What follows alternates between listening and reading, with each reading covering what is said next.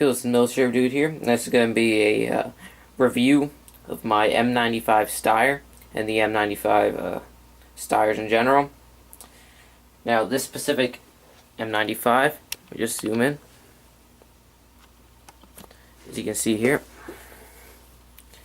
Hang on. This specific one was made at Steyr. They also are made at the Budapest, would have a Budapest marking for Budapest, Hungary, obviously. And this one is an S Patron mark, which means it is an 8x56 instead of the original 8x50. But this one, they have M95 34s, which would be the ones that where the long rifles cut down. I'm going to be getting one of those, but soon, and a Budapest mark soon. But this specific one was made at the Steyr Arsenal, and it's a straight pull, which is there are only two real straight pull designs. It's the Schmidt-Rubin and the Steyr series. At least that's what I call it, the Steyr Mannlicher series. So anyway, let's just get to this rifle. It is a carbine length, as you can see. Sorry about that. Its carbine length is a 2,000 meter sight. It goes up to. Now it has a, as you can see there, like a battle. It has a battle sight, which says 45, so I'm guessing 45 meters. And then it also has, if you flip up this ladder,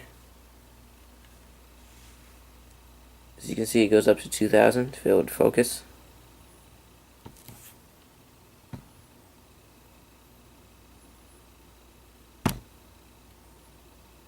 Right there, 2,000. So you just flip this up. Then you have a V-notch rear sight, which is adjustable up to 2,000 yards. And then down to 300, I believe.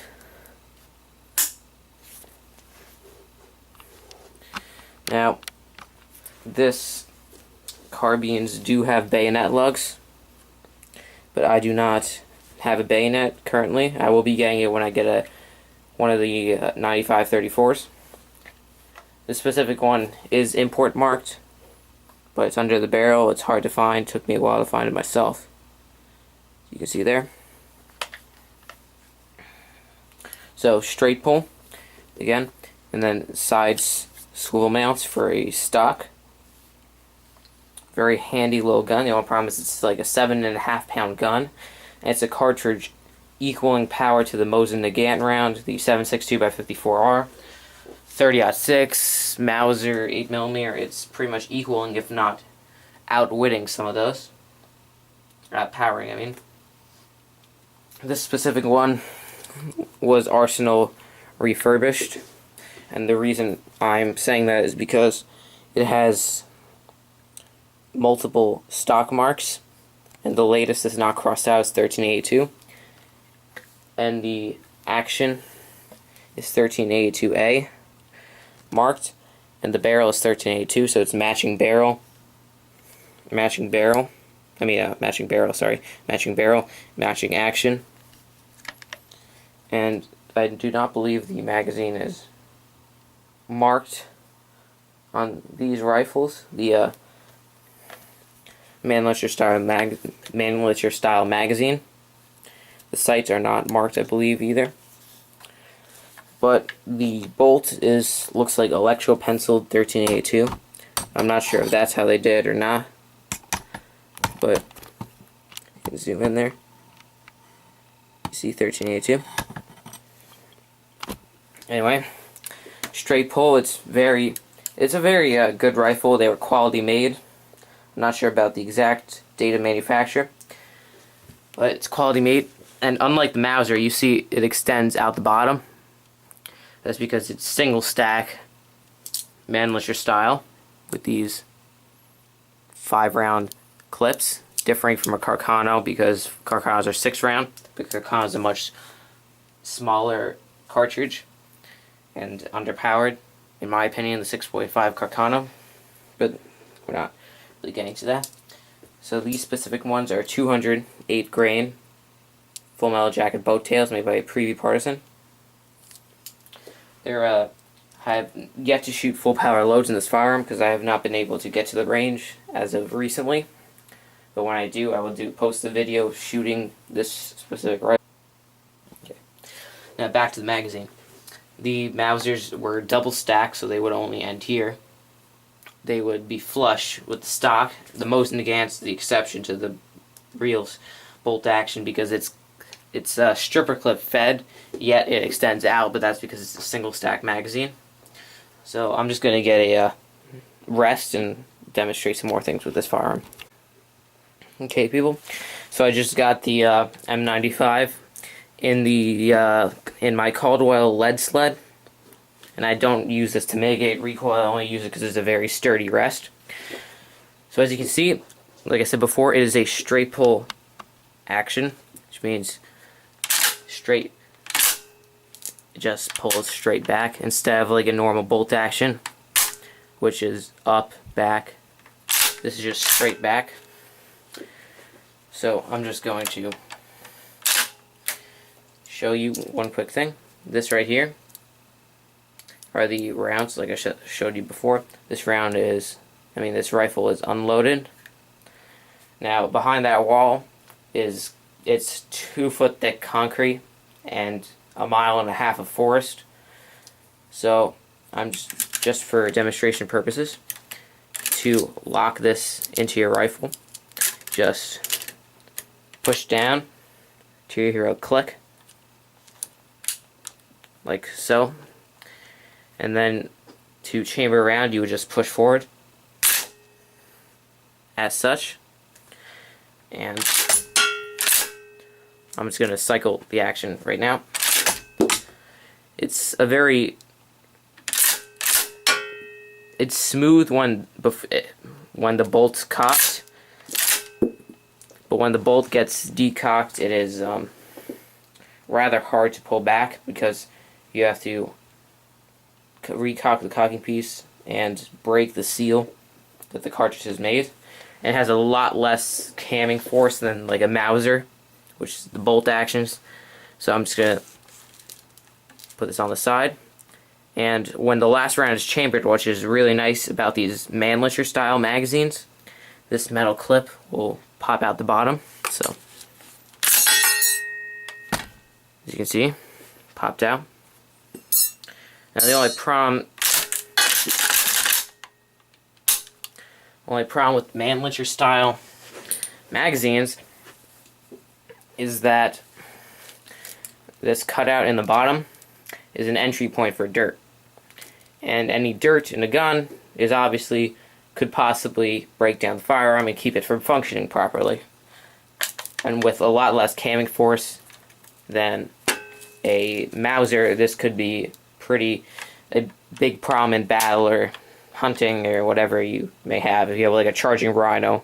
But this is not a gun I would take to Africa or any charging rhino that you find anywhere else in the planet. But that's beside the point. Now, when it's decocked the bolt, it is rather challenging to pull back, like I said. Now, safety is this lever right here. To engage the safety, you just flip it up like that, and that will disengage the sear from the bolt and lock the bolt, so the bolt cannot be removed. The bolt cannot be pulled back, and disconnects the sear. Just flaps around.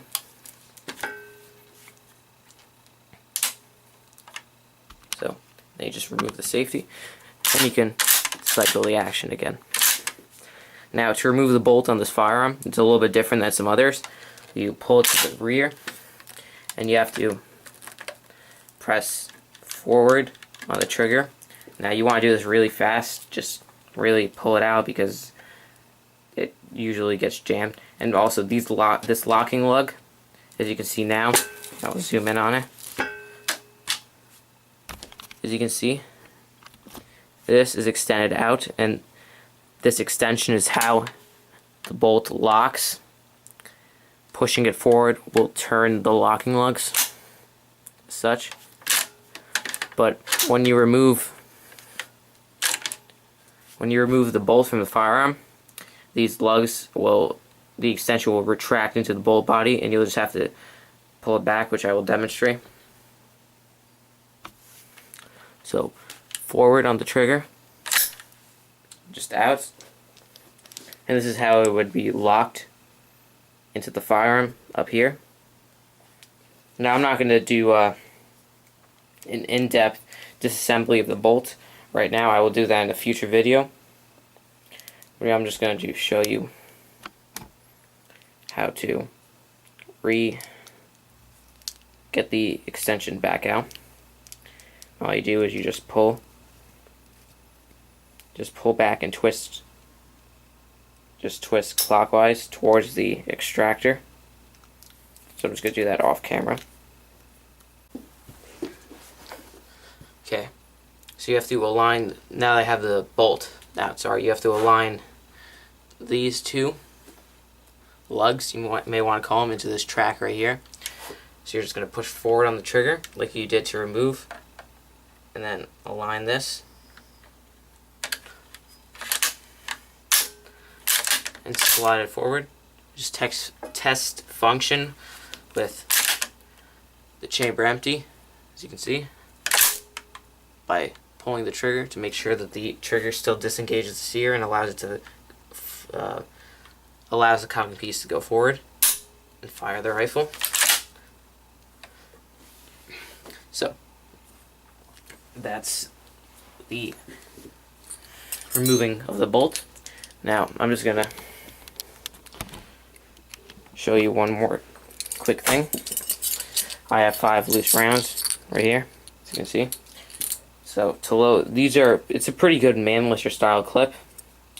I got these like $3-4 a piece on eBay. So you just, actually another problem with this specific style Manlicher clip is that it only goes one direction, this way, down, with these abrasive marks marking the upmost. Unlike a Carcano that can go both ways. So you just take your round. So demonstrating this, you just take your rounds, push them forward, slide it down, and you'll have to stagger these one in front of the other. So this round is going to be, the rim on this round is going to be in front of this one, the previous, I may say. And then this one's going to be, the rim's going to be in front of that one. This one in front of that one.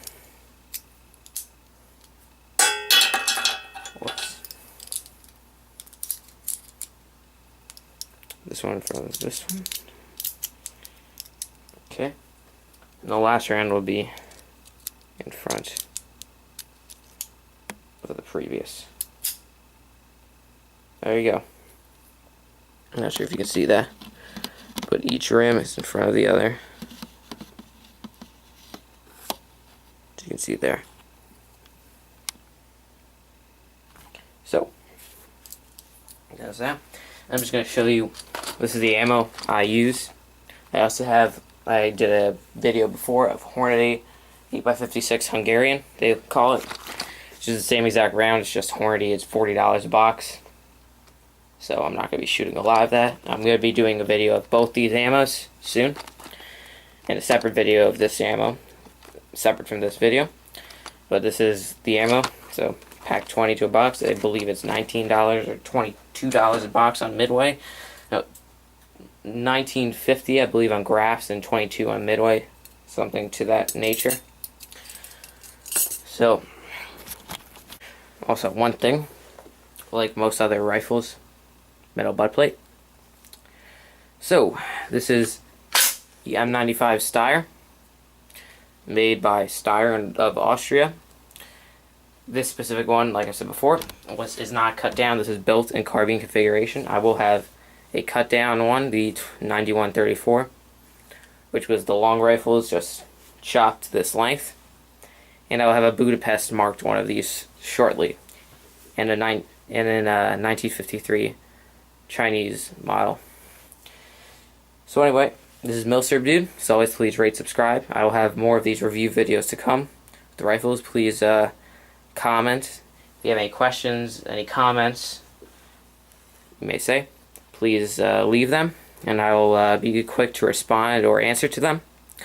So as always, Milsurb Dude, please rate, subscribe, comment. Milsurb Dude, out.